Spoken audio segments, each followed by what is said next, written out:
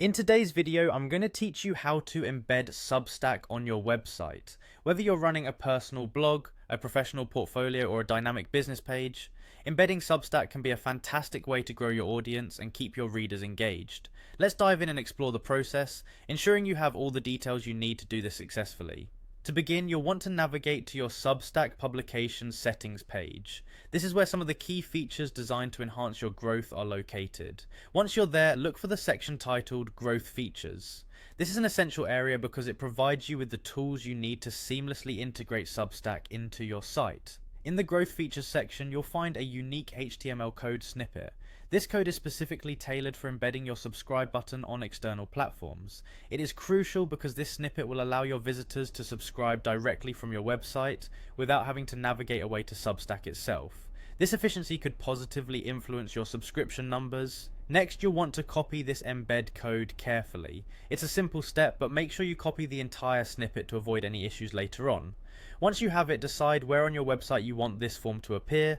It could be a sidebar, the footer, or any location where it can easily catch your reader's attention.